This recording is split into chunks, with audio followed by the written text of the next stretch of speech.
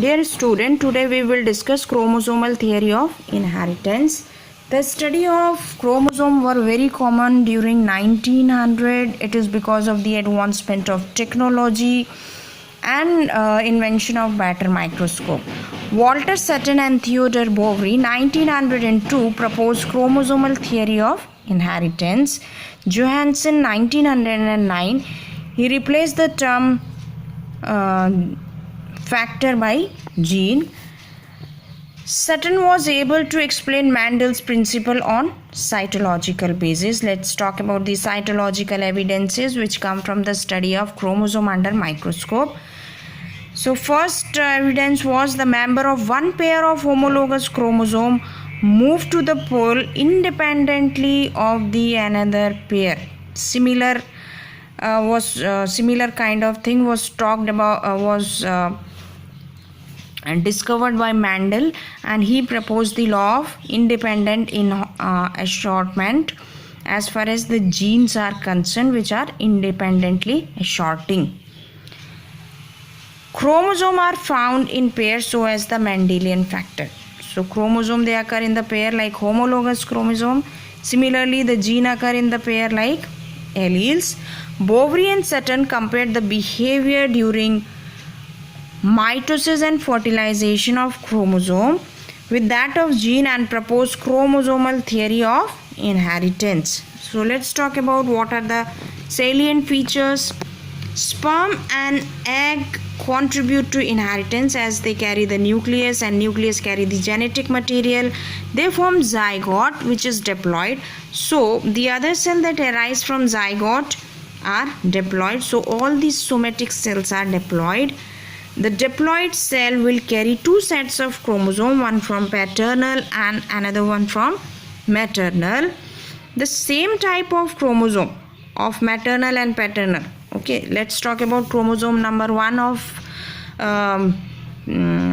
paternal parent and one from maternal parent. They constitute homologous chromosome.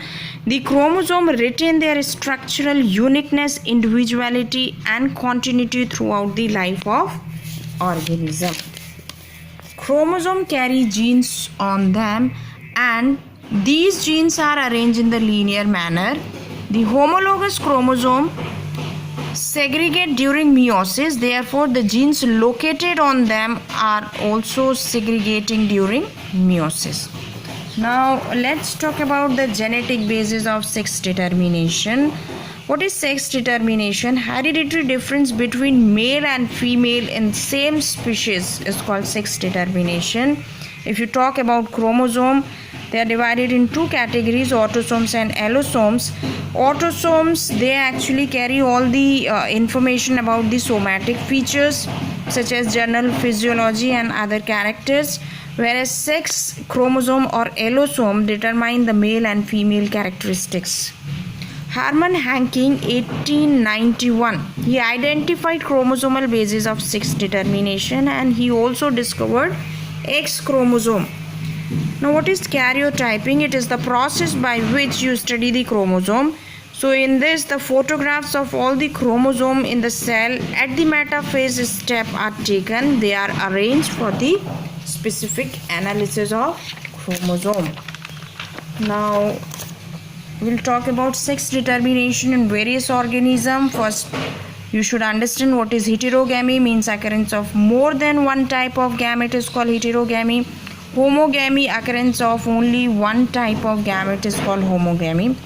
If you talk about the human, total 23 pairs of chromosomes are there, or we say there are 46 number of chromosomes, out of which 22 pairs are autosome and one pair is sex chromosome. So it is represented like this. A stand for autosomes and X and Y. Okay, they represent pair of sex chromosome. So autosomes are 44 in number. Okay, so it varies in male and female. Males form the heterogametes. They carry 22 autosomes and the type of gametes that are present will be either X or Y. So type of gametes which are formed by the male will be autosome plus X or autosome plus Y. So 50% possibility of both the gametes are there. So sperm will carry two types of gametes from the male. This is autosomes and X or Y. Whereas if you look at the female, the gamete is only one type, autosome and X, because it is going to form, because it carries X and X as a sex determining pair of chromosome. So probability is that it will only form one type of gamete, that is 22 plus X. Now let's talk about the grasshopper, where the number of chromosome are different in male and female. Like male has 23 number of chromosome, female have 24 number of chromosome. So autosomes are 12 pair, and one pair or one chromosome will determine the sex. So in male, if you see, only one chromosome is there that determine the sex, whereas in female there are two. So male is represented like autosome plus the sex pair of chromosome. So here the 0 represent means no chromosome, it formed 2, right? So gametes which are formed will be 12 autosome plus X and 12 autosomes plus 0 means no chromosome. Okay, so when there is no chromosome, then there is males which are formed. So male gamete without sex chromosome, and here the male gamete with X chromosome. Female will form only one type of gametes, that is autosome plus X chromosome. So when here this X and this X they fertilize, then female will be produced. Okay, individual will be produced, and when 12 plus X, female gamete will fuse with 12 plus 0, that is no chromosome, then the offspring or individual will be male. Okay, so that's why the male have one chromosome less. If you look at the bird, in this case the females are homogametic, whereas the females are heterogametic, where the males are homogametic. So male representation is autosomes plus ZZ. They'll form only one type of gamete, that is autosome plus Z, which is 100% probability, whereas female are heterogametic and two different types of gametes could be formed because they have two sex chromosomes, Z and W. So A plus Z and A plus W, both 50% possibility. So two types of gametes are possible. So females are heterogametic. Now in honeybee, the determination, sex determination is by number of sets of chromosome. Okay, so males are haploid, females are diploid. The males, they produce sperm by mitosis, so sperm is always haploid. Female, they produces egg by meiosis. Okay, so egg is haploid. Now there are two fates of this egg. One is that egg directly develop into the egg directly develop into the offspring.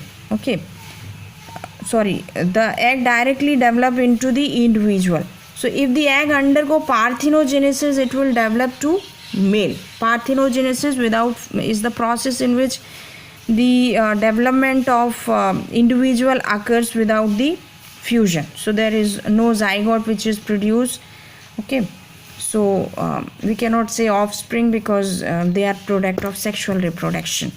So here whatever individual will develop, they will be anhaploid, so they are all male. If suppose there is fusion between sperm and egg, then if the egg is fertilized with male gamete, zygote is produced which will give rise to female, that is 2n. So female 2n and male are haploid. Now let's talk about Drosophila, which is also known as fruit fly. Total number of chromosome are 8, that is 4 pair. Autosomes are 6, that is 3 pair and 1 pair of sex chromosome. Male is heterogametic and female is homogametic. So male autosomes with either X and Y. So 6 plus X, 6 plus Y, 50% possibilities are there of male gamete, whereas female will form only one type of gamete, that is 6 plus X. So this is all about sex determination. Thank you.